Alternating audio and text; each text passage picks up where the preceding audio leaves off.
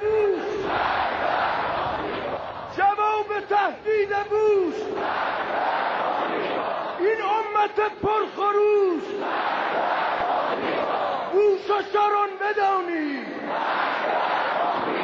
دیگر رجز نخوانی. امت ما زنده است، همیشه رزمنده است،